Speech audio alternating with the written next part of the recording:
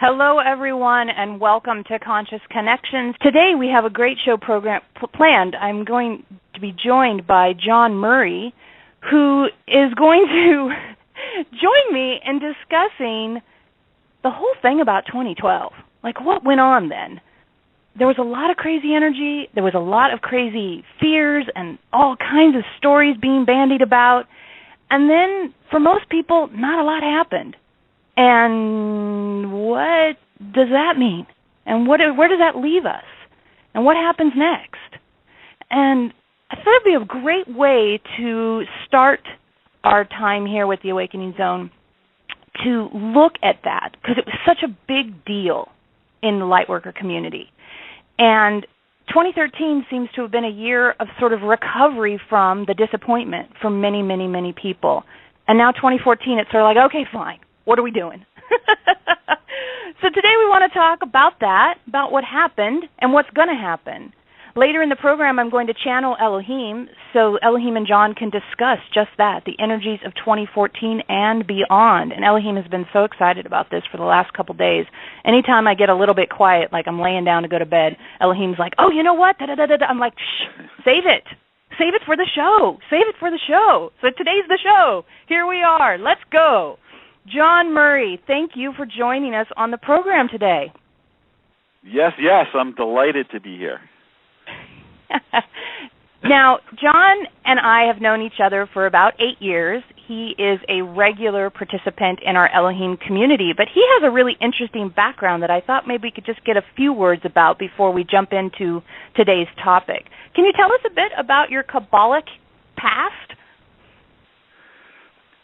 Sure. I was attracted to the Kabbalah a long time ago, probably in the 1990s, and I took a really intense correspondence course out of Atlanta, Georgia, at the Corinne Kabbalah Center, and I noticed a lot of energies with that came into my life. So when I completed that course, I went on to take the equivalent of like a master course with them and became an ordained Kabbalah holistic minister. So it's been great. It's opened up a lot of energies, and it actually laid the groundwork for finding Elohim and that group, because a lot of the discussions in the Kabbalah have to do with the hierarchies of the different spirits. So I was quite familiar with the Elohim when I happened by a flyer for the Channeled Elohim group, and I almost fell off my chair even though I was walking. And that began the time of you and I getting to know each other and spending time together frequently with Elohim and hearing their viewpoints on various things. I should add that one of the things I wanted to know... Go ahead. I was just going to add to that, Veronica. One of the things I wanted to know when I saw that flyer was if indeed it was the same Elohim talked about in the Kabbalistic teachings, and indeed it was. So that was very exciting for me. And it's fascinating because, of course, I know absolutely nothing about the Kabbalistic teachings, so I'll take your word for it on that. But it's nice to know that you found that they resonated with each other. I wanted to add that recently, about a week ago, I was interviewed here on the Awakening Zone by Gene Tender, who is the general manager of the Awakening Zone, and we went through a lot of my background with Elohim, who Elohim is, what their story is. And so if anyone's going, who's this Elohim you're talking about, rather than spend today's talk on that, I'll just refer you, I'll put it in the chat, to that previous interview. And so you can get a lot of background information about Elohim by listening to that. All right, John, let's jump into today's topic, 2012. What the heck was that all about? What was it like for you? Well, it was... it was one of the cases of it's the journey, because in our group we were talking about it years in advance. It was something that was on the calendar and talked about for a long, long time. Yeah. I think for us, we looked at it primarily as an energetic opportunity, right? It was an energetic opportunity. Anytime there's big special dates, they almost feel like deadlines, and they almost feel like you can treat December 25th as a day to give presents. You can treat it as a day to honor the solstice. You can treat it as a day, there's a lot of different ways to interact with special dates.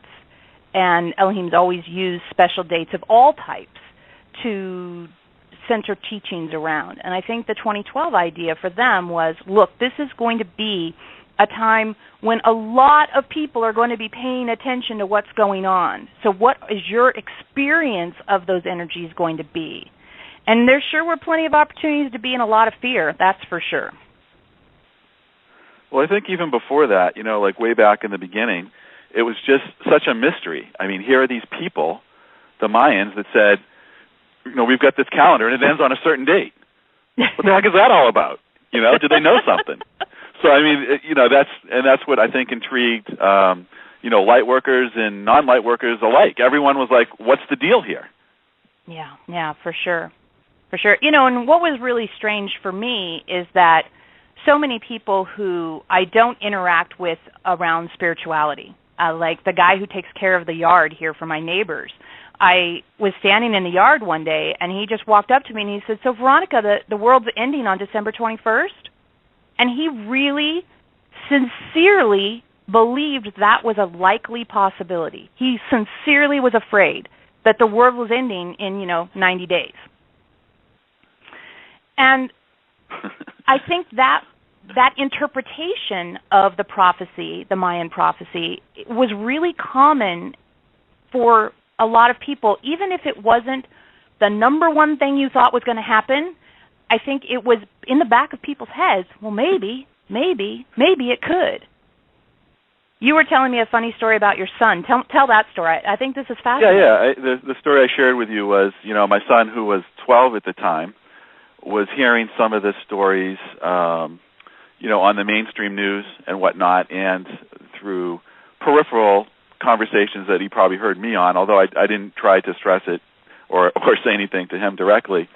But on the day, he said, Dad, do you think the world's going to end today, or tonight? And I said, no, not at all. So he goes on to sleep over at a friend's house, and a storm rolls in that night.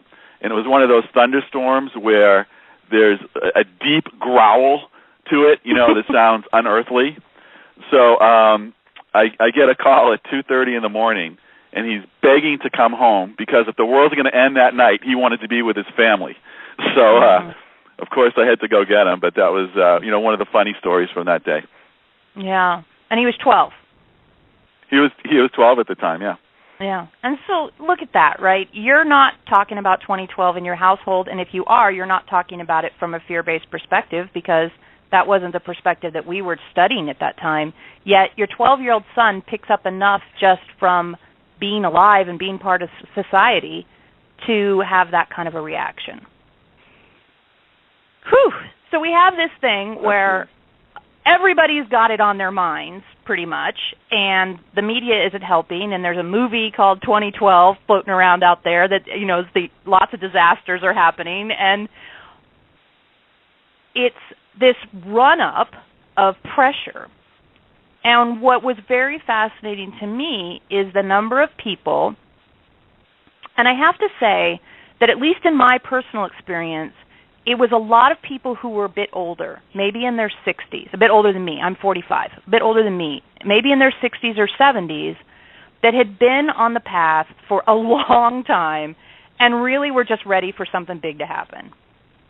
That category of people seemed to have more of a reaction to the fact that December 22nd, 2012, pretty much was the same as December 21st, 2012, and the week before that, too, other than a deep sense of disappointment seemed to kind of flow through a lot of the people in the lightworker community. Well, yeah, I think that's the meat of it. The meat of it. Yeah. The meat of it is people were in our community hoping that it was the promise of more harmonious living. Yeah. A change in existence, Yeah. And who doesn't want that? I mean, I guess there's some that don't want it, but for the most part, that's something that everyone can buy into. Hey, maybe this is going to be it. Maybe this is going to be the change that we would all love to see happen. Yeah. Yeah, and I completely understand that impulse, right? Just like, could something change? And for a lot of people, that is sort of the call of their heart is, can something change? Can society be better? Can things be more equitable? Can people have more opportunity? And there was a lot of hope that would be the day, that everything would be different the next day. And the really surprising part to me was how many people reported to me, because people call for private sessions with Eloheim, and we have our group, and we have our online presence, and the amount of people who reported literally feeling very down. I don't know if depressed is the right word, because that's a clinical term, but the idea that they were very discouraged and sort of like, what now, was a big question that was around for a good long part of 2013. It seemed like it was just this, what next, what now, what's going to happen, how's it going to, what will make a change in this world, what will make a difference. It was sad in a way. I mean, I was sad a lot for the people who just felt so much pain. And I would always, of course, fall back into the Elohim teachings, which it was a portal, it was an opportunity, it was a focus point, an energetic focus point. Did you experience a lot of people feeling bummed out? Just around our immediate community, I didn't really have a sense of that as much as probably you did, talking to more of those people. But I know what struck me was in the time leading up to that, we had talked a lot about it in our Elohim sessions, and they had explained how they were already laying down those energies were being laid down in advance. Yeah, they were speeding up the timeline. And I felt that, and I think a lot of people felt that the changes were happening in advance. We were kind of getting them as we were going along. And the remarkable thing for me is that although it wasn't a night and day sort of change after the 2012 thing, I have noticed more awareness of transformation since then than I did before, in the sense that I do feel like things are step by step becoming clear. Elohim likes to talk a lot about removing baggage and static. Baggage is what you bring to the moment from your past, and static is what you generate in the moment as a result of interacting with what's going on in a way that feels triggery or defensive, let's say. So just noticing that since that time, it does feel as though it's been more consistently, I don't want to say easier because I'm not sure that it's been easier, but it's been a more consistent clarity around how to drop baggage and decrease the amount of static I generate. Certainly my life has been radically different after that point, but it wasn't radically different overnight. I don't think I personally experienced that sort of letdown, because Elohim was very clear that things would be similar. I kind of absorbed, okay, this is what I'm going to expect. I'm going to expect some, internal changes of energy, but outwardly things are going to be similar. Yeah, yeah, and that seems to have been what actually did occur. But wow, I just am reflecting now as we're talking. And I knew this would happen when we got into this conversation. I'm just reflecting on the deep pain that I felt from so many people who I connected with across the world when it wasn't automatically different. That strong desire. And I think that strong desire shows up in other ways too, where people look to big external forces, whether it be some kind of an intervention, some kind of a huge overthrow of the way things are, to create the change they really desire in their life. And it just reminds me how profoundly true it is that step by step is the only way anything ever really gets done. And the only way anything ever really gets done without throwing you into an incredible survival instinct trigger. If we had woken up on December 22nd, 2012, and things had been radically different, I think even if eventually that radical difference was better, the change, the radicalness of change is just something humans don't seem to do too well with. Really good at that. And it'd be neat if we were, maybe, because then we could change faster. But the reality really seems to be, from my experience personally and from my observation of the spiritual community that I've done over the last 20 years, people like gradual change. They do better with gradual change. And the hard part about gradual change is you have to be consistent. Just stick with it. Stick with it. Keep at it, step by step. Keep choosing and choosing again and again for a different way of interacting with the now, a different way of experiencing your current self. And that requires a discipline. And sometimes I think it just feels like it'd be easier to say, Calgon, take me away. Get me out of here. Get me into something else. Make it different now. I haven't seen that help. I haven't seen that not trigger the you-know-what out of people. We've got a comment here in the chat board, and it says that time seemed to be an important time to just show up in the best way possible, knowing the collective attention on that time and say yes to the energies accelerating. I think that's really a good point. Yeah, I was just going to say, and just if I look back a year before 2012 to that point, I felt differently, Mm-hmm. So I felt changes and new energies. So just comparing myself to a time before, then you're able to see the growth. Yeah. All right, so we've had our little flashback. We had our flashback. Now let's have our since then.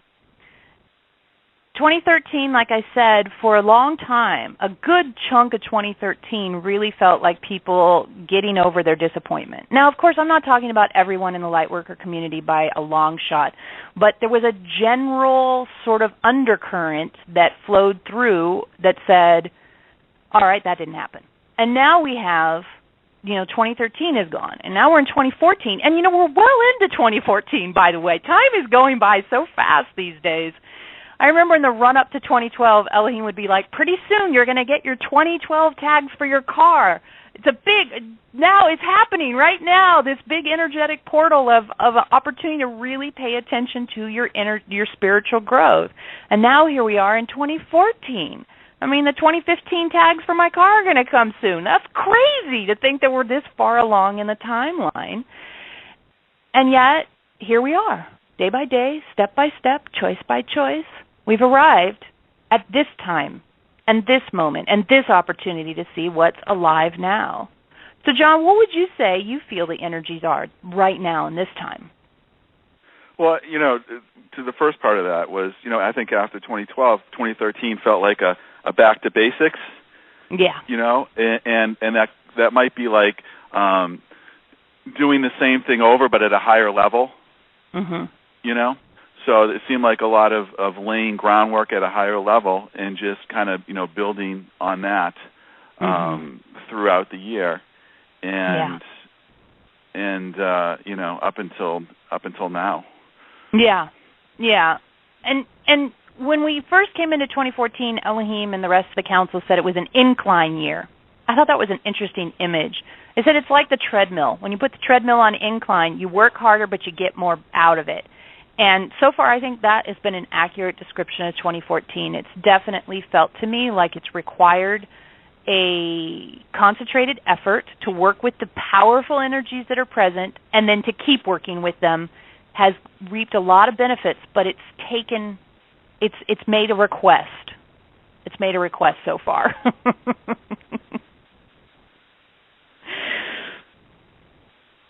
A lot of processing of the idea of having, this new relationship to triggers has been really coming alive for me personally in 2014. A new relationship to the things that used to bug me a lot. and seeing how they don't bug me as much, but requiring, so get a trigger bugs me, but it doesn't bug me automatically and deeply and profoundly and lengthy like it did before, but it still has this undercurrent of uneasiness that I have to process. It's not as though the trigger's gone. It's just not taking me, whooshing me along like it used to. That's been 2014 for me.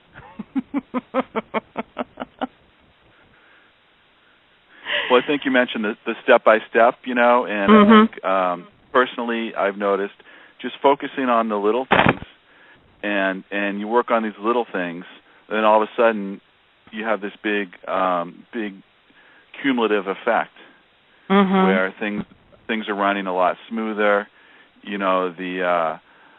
It's maybe lower highs and higher lows, so it's more of an even keel.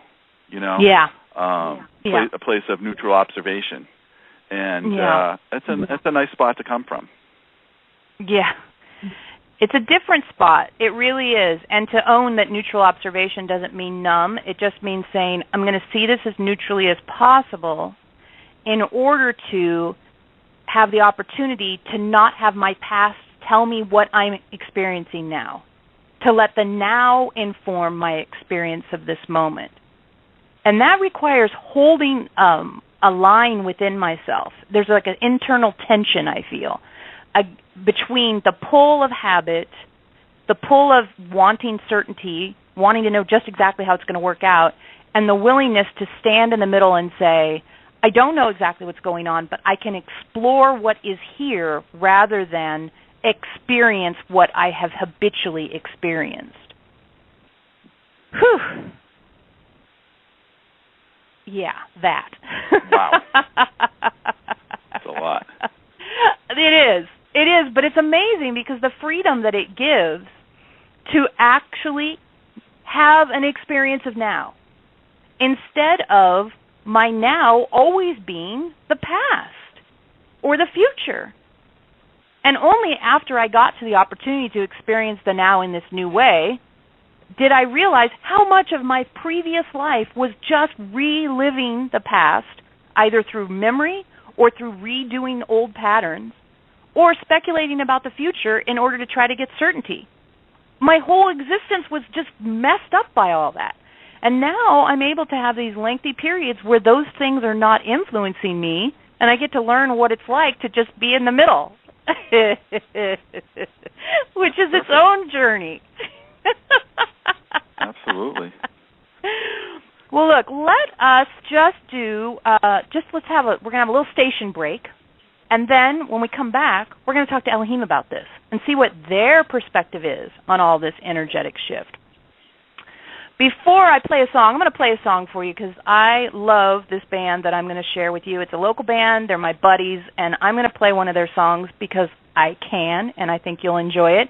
Before we get into that, I wanted to let you guys know that they've got a contest going on with the Awakening Zone. How cool is that? Want to win something? It ends tomorrow. So you want to jump in on this right away. And what you have the opportunity to win is a presentation called Feeling Stressed, Can't Sleep. Glenn Harold has a complete relaxation sleep well offering. I believe it's a video, audio and video. You know what? I'm sorry, I don't know. But it's a audio-visual presentation that you can win by the link that I'm putting in the chat right now. Or if you would rather just purchase it, you can do that at the Awakening Zone Academy. Now, the Awakening Zone Academy is a rotating series of classes offered by Awakening Zone hosts. So in addition to the complete relaxation sleep well that's featured in this month's contest, you can access sacred money archetypes, Inside the Mind of God, the 7 cosmic rays, and sonic healing. So they've got a really good selection of products there that Awakening Zone hosts are creating. And yes, I do expect to be adding something to that very soon myself. So let's see.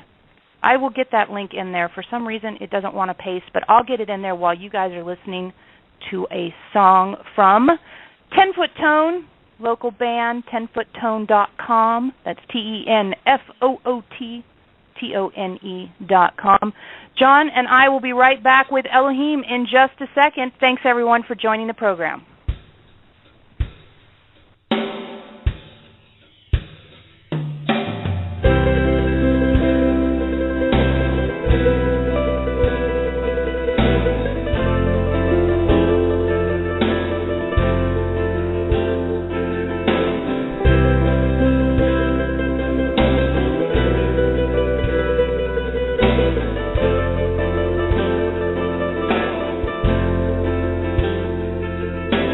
Never knew that home would ever be 402 Stanley Road, where people go back, nights are long, English rain, shadows, thunderstorm. Without you I'm not alone. The light shines through even though the light's turned off. And even if it stops, it's gonna be alright. I am sound.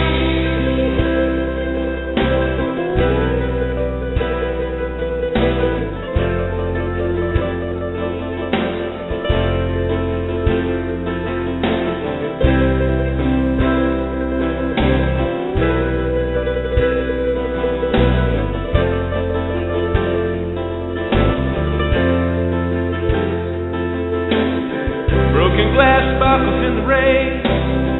We'll need someone like you to believe in me again.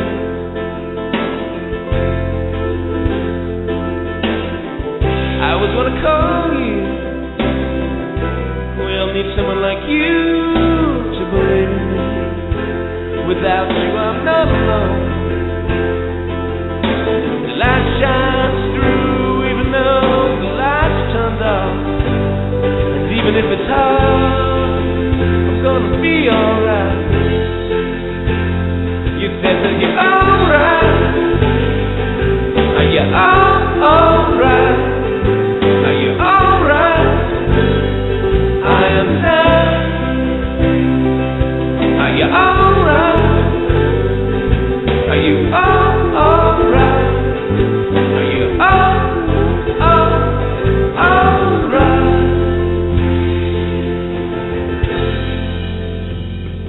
I am sad.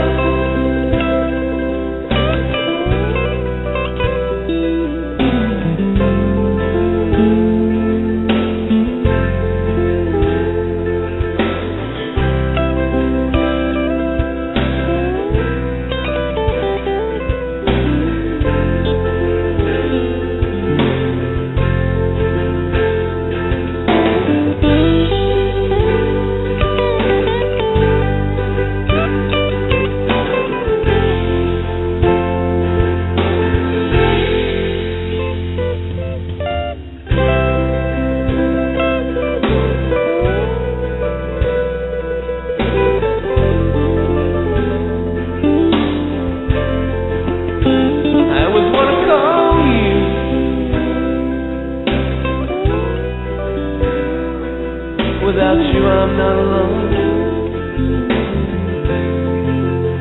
I always wanna feel you. I wish you could come and shake me home. A man with a boy smile. We all need someone like you to believe in me.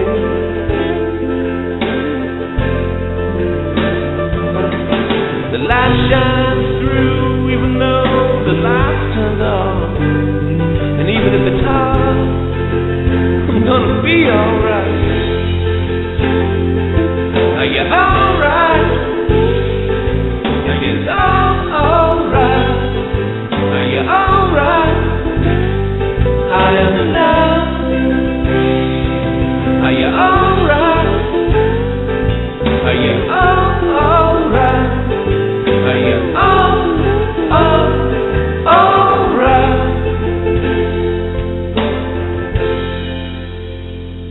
I am sound.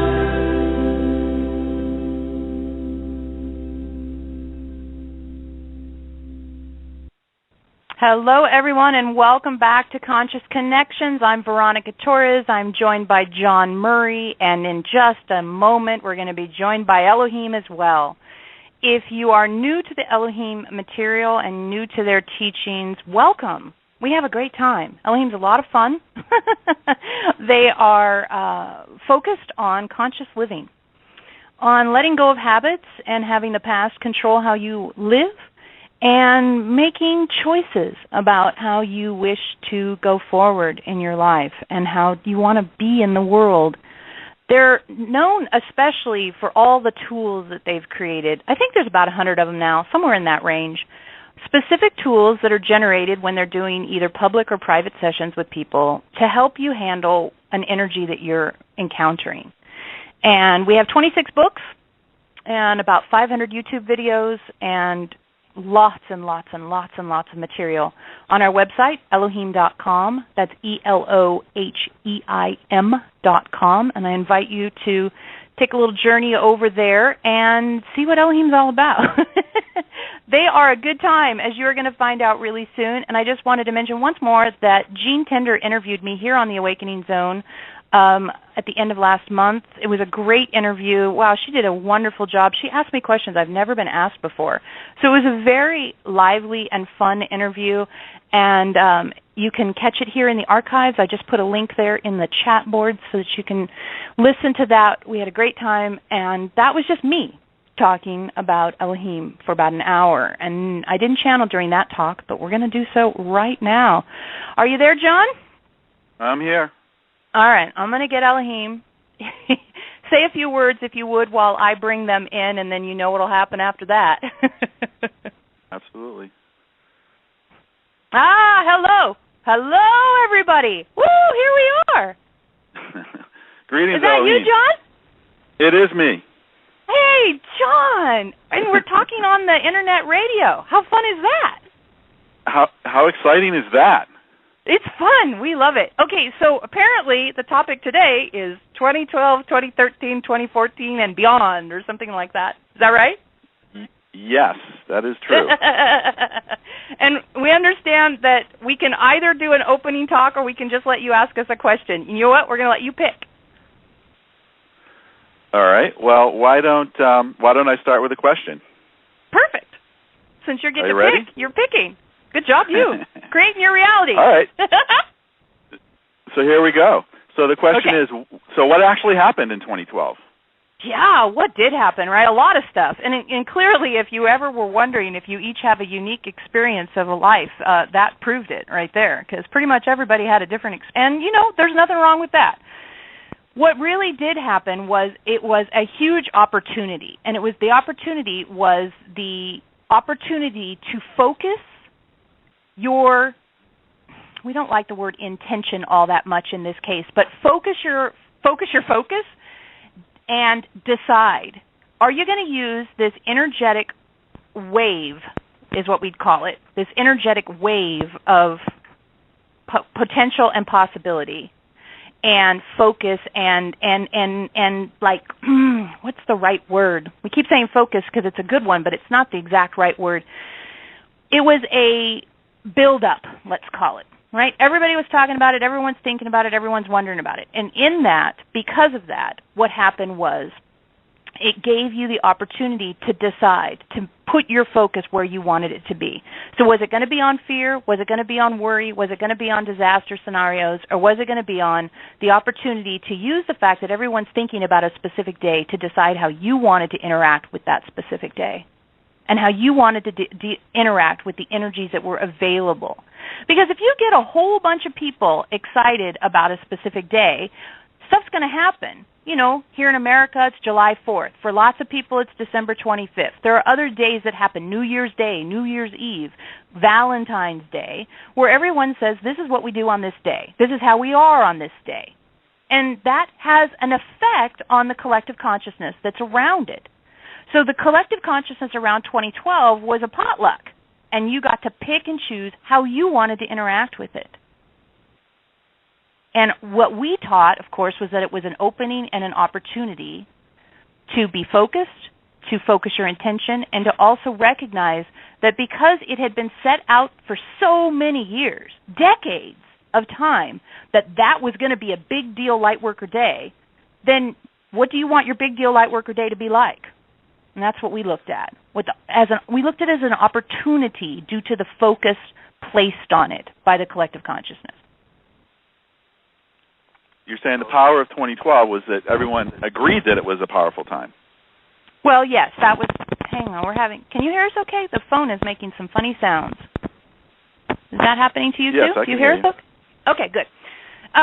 The power of 2012 was many things, right? Because a lot of people looked at the Mayan calendar and it meant something to them, and it affected them powerfully. Other people looked at it like, it's the solstice time or equinox time or whichever one it is. Veronica can never remember, so we have a hard time remembering too. It is one of those things where you could kind of almost dress it up how you wanted to, but underlying it was a real energetic opportunity is what we're trying to say. But the face that it wore was different for almost everybody who experienced it. Does that make sense to you? Got it. Yeah, no, that makes sense. Yeah. And so it gives you that moment. Yeah. Right. So it seems like that maybe people were hoping that 2012 would usher in something new, something different, something tangible. Mm-hmm. Yeah. So well, there's that addiction to proof. I don't know what you have to say about that. Yeah, well, people want proof, right? There's this desire, this need for something to be proven, and for change to really feel into the reality of change. People want it to be big and loud and unmistakable. And the interesting thing about that is sometimes big and loud and unmistakable change just gets ignored because it is too big and loud and too drastic. Like Veronica was talking about earlier, our experience in the work that we've done with all of you is that drastic change is really hard for you to process. And you will be tempted to go into habitual patterns even in the face of drastic change. What really lasts is step-by-step progress over time, committing and recommitting to the choices of different reactions. And that's why we say creating your reality isn't saying, I want something and have it instantaneously manifest in your front yard, which we know a lot of people really, really, really want that. And we're not saying it's impossible. We're saying you're getting closer to it, but the way to get closer to it is to decide that you wish to have something be different in your life and make small, step-by-step choices that create that reality. By choosing your reactions to your current experiences, consistently choosing something other than what you've chosen habitually, that is how you actually create your reality. You're faced with a situation and you make a choice. And that's the great thing about the energies of 2014, is this is the time of choice. This is the time for choosing. Something occurs and you choose how you wish to respond to it over and over and over again, step by step. We like to say if you feel overwhelmed by having to make too many decisions, or you don't feel like you're making progress, or you don't feel like you're getting success, break it down. Break it down into smaller and smaller steps so that each of those steps can be processed in its own way, in its own focus. Instead of it being a big picture or nothing, it's a little step that you can focus on and make a different choice about, a non-habitual reaction. And at a minimum, you can choose to observe it neutrally. And more constructively, you can choose to say, I'm tempted to respond habitually, typically with some kind of a fear, and instead I'm going to react with, what is true now about this moment? What is this moment offering? What else is here that I've been so fixated on my experiences of the past that I haven't been able to experience what is actually occurring? And our favorite example for this sort of thing is the idea of like, you go on a date, right? You go on a date and you're sitting across from someone, and you walk into the date with the, all the people I've dated in the past have disappointed me in some way. This is probably going to disappoint me too. That's what we call baggage. You sit down and your static is, oh, he didn't pull out my chair, or he's not smiling, or he's looking funny, he might not like my outfit. And that's what we call static, right? That's what you generate in the moment. And your baggage and your static combine to keep you from experiencing what's actually happening now. What we're saying is that the energy of 2014 is currently available for you to start choosing something other than allowing your baggage and static to be your default. So you sit down at the date, our example, and you just say, what is true now? It's Tuesday. What is true now? I'm at a coffee shop. What is true now? I'm meeting someone for the first time. What is true now? I'm tempted to think, is this going to be my partner? I'm tempted to wonder if this person would make a good parent. I'm tempted to wonder if they think I'm sexually attractive. But instead, I'm just going to sit here, taste my drink, look at the person, and notice what's really happening right now. He or she has a nice smile. He or she has a funny laugh. He or she is what's real now, not what I think it might be tomorrow, what I think it might be 10 years from now, what it was last decade or the last 3 relationships, just what's right now. There's always more right now. And that's what we really see the energy of 2014 being. This is the choosing time. That's what we're calling it, the choosing time. Choosing and choosing again to respond to what you're experiencing in a non-habitual way. Not driven by the past, not pulled by the future, not seeking certainty, but desiring instead for clarity about the truth of this moment.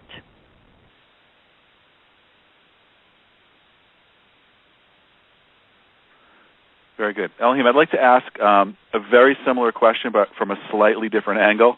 It's going to have probably a similar response. But I think, the hope of 2012 for a lot of people was, I'm struggling in my life. Maybe I'm having difficulty paying my bills. Maybe I'm having difficulties here and there.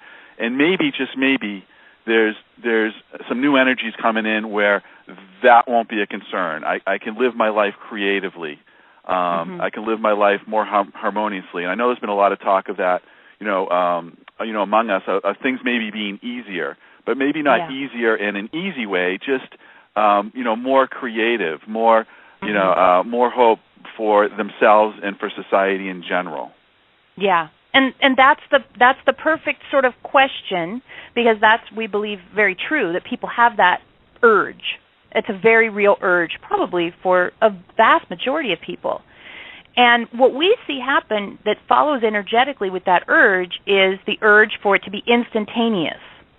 So maybe not easy, but certainly instantaneous, which is probably easy. Sure. Quicker the better.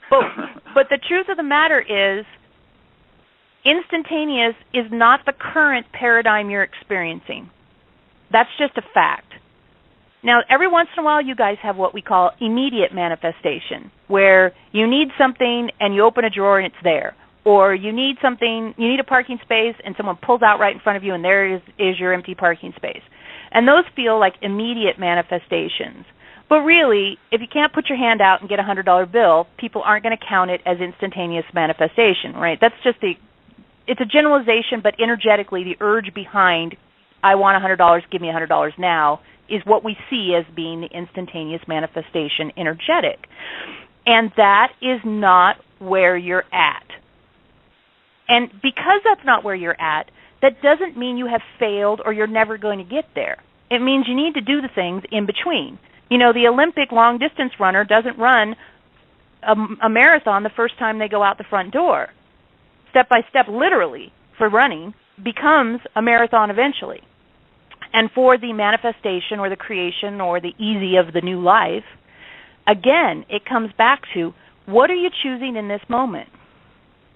What are you choosing in this moment right now? How are you choosing to respond to a stimulus that in the past has given you a certain kind of feeling? That feeling maybe is fear or dismay, or when is my life going to change? The answer to when is my life is going to change is, it is going to change as you change the way you're interacting with it. So every day when something the same happens, have a different reaction to it. We call it the look out the window tool, right? you look out a window every single day at roughly the same time, if possible, and force yourself to notice something new. Now, something has changed out there. Maybe the tree is a little greener or a little browner, depending on the time of year. Maybe the grass has grown. Maybe there's a bird this time where there wasn't a bird. Maybe the shadow is a little bit different because it's changing the time of year, right? All of those things are happening all the time. If you don't let yourself notice the changing things that are changing around you, it's very hard for you to perceive your life has changed. We like to say you can't have change without change. You don't know how many times people have said to us, I hate my job, I don't like my partner, I'm very unsatisfied with my body. And we'll say, get a new job, have a different conversation with your partner, eat something different, or go exercise. And the answer people will give us is, I can't do that. I couldn't do that. How could I do that? It feels scary. It feels hard. It feels like I'll fail. I'm worried about success. I don't know what people will think. And it's like, wait, hang on a minute. You cannot expect your life to change simply by wishing it would at this time in your evolution. Down the road, instantaneous manifestation becomes more real? Yes, perhaps. But right now we're in the choosing time. And because we're in the choosing time, you have to actually choose. It's an active place of choosing a different reaction to your experience. This, in turn, has you using different neural pathways in your brain. And when you use new neural pathways, you're not using the old habitual ones, and so they're not connected to memories, old things, old fears. You're in a new part of your brain, literally, and that new part of your brain gives you a better chance of not repeating old patterns even as you try to do new things. That's great. Great stuff. Eloheim, I would like to, well, first of all, this is probably going to be the first time a lot of people have an exposure to what you have to say. So I think it might be a great time. I know I'm always uplifted when you talk a little bit about the incredible opportunity as humans that we have on the planet at this time. Oh, yeah, that's always a good thing to talk about. Good question. So the cool thing about being human is that you're experiencing density and duality, right? You've got a body, and you're in a dualistic system. On, off, up, down, day, night, dead, alive. I mean, at the very basic thing, Earth is a dualistic system. And you get the opportunity to experience duality while in a body, while having amnesia about your soul self, your infinite and immortal soul self that you are part of. So you come here, it's kind of, we always say the best example is that game you guys like to play, the pin, the tail, and the donkey game. It's so easy just to stick a paper tail on a paper donkey. But no, that's no fun. So you put a blindfold on, you spin yourself around, you sort of point yourself in the right direction, and you try to do something that you could do just perfectly easily if you didn't do all that stuff to yourself. We think that's funny because it's so much like Earth.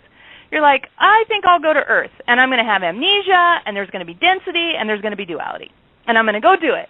And you get down here, and a lot of people go, I hate it, I want off. Let's stop the planet, I want off. I don't like all this density and duality. It's got to be some other way.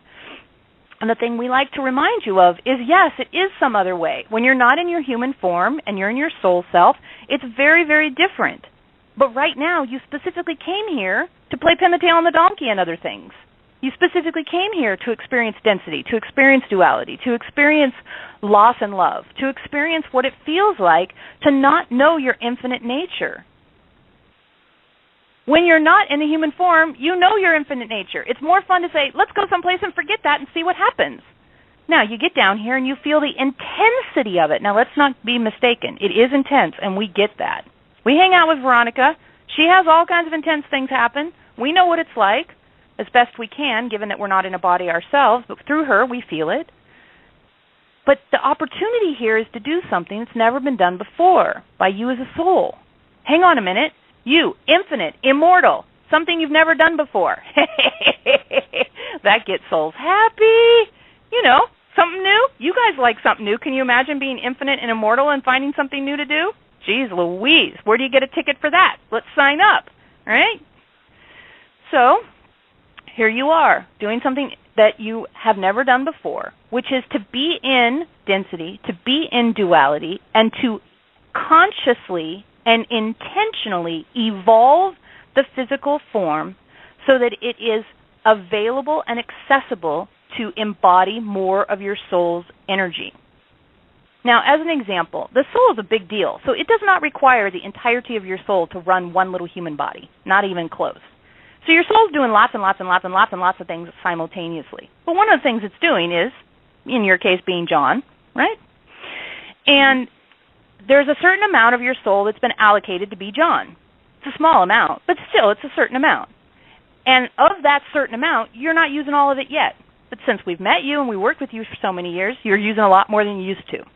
And the goal here, or the opportunity, is to explore being able to have more and more of what we call your soul's perspective or your soul's insight available to you while you're still experiencing density and duality.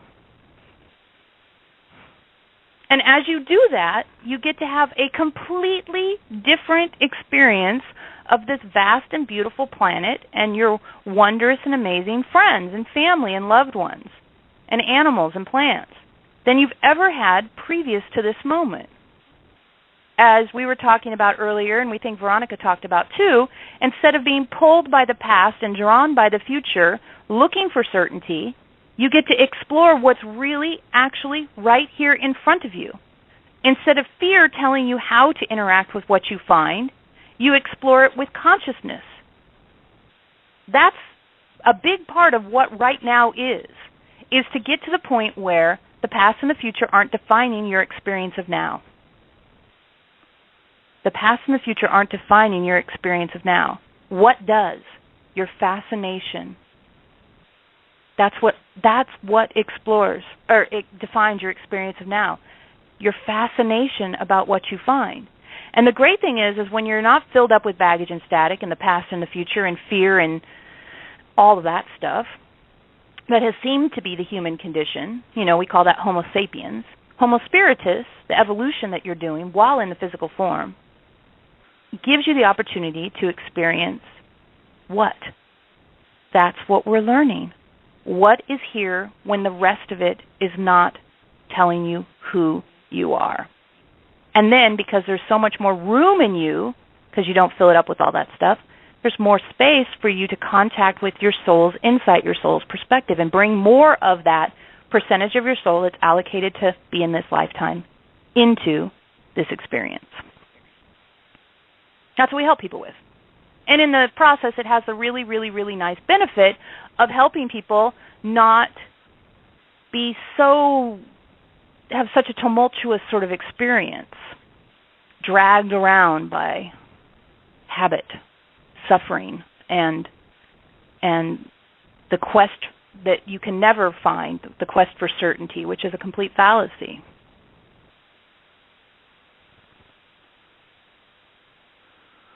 That's good stuff. For sure. So I guess we're getting close to the end here, but I do bring it back around to the 2012 topic. Mm-hmm. We all saw 2012 as perhaps this time when there'd be an energy portal or something like that, some increase in energies. Now, is that even a way to look at things? I mean, are there other dates in the future where there might be energies coming in, or is that just not an accurate way to think of how things happen, that we're never bombarded with a special energy on certain occasions? It's an interesting question because on one hand, we're happy that like the 11/11/11 and 12/12/12 and December 21st, 2012, like those super fancy dates are gone. We're sort of really happy about that because it keeps you from thinking that, okay, I'll just wait till 12/12/12 and things will change, because we don't see that helping, as we've explained previous. That said, there have been times in our group and our meetings where we've said, whoo, we feel some big energy coming, and we think it's coming next month. Get ready. What meeting do we have toward the middle of the month? That meeting, that's going to be a big deal meeting. And as it has turned out, those have been big deal meetings. So the question has both yes and no as the answer.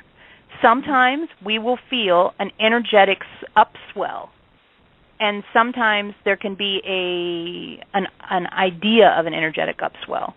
because the calendar is doing something funny, you know.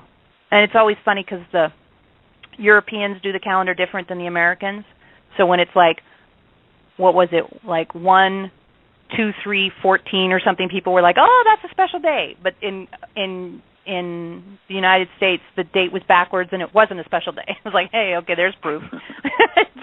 It's not just because the calendar. Now, it's charming and it's interesting. And the great thing is, if it feels like a special day to you, then it is. Choose for it to be a special day, but not look for someone out there to tell you how it should be. Instead, allow yourself to see what you can choose into it being differently. Choose into your experience of it differently. Breaking habits, you know, breaking habitual response. That's the thing, is not having a habitual response be your response. And some people will say, I can't help it. I just react with anger, or I just react with fear, or I just react with sadness. And it's like, okay, here's the secret to that. Not a big secret, but it's a big helpful thing. Just stick the words, I'm tempted to, in front of whatever you're experiencing. I'm tempted to be angry right now. By sticking the words, I'm tempted to, say it out loud if you can, but if you can't, at least say it to yourself, will shift the part of your brain you're using.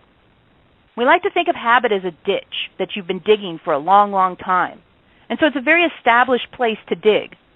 A new pattern is not as established. You have a lot more freedom and a lot more ability to see what you want to do.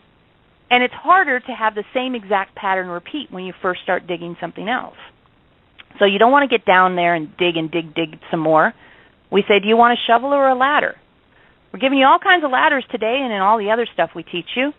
Climb up out of that ditch, see what it looks like when you look around, have some neutral observation at a minimum, what is true now, and explore, I'm tempted to do this thing I've always done.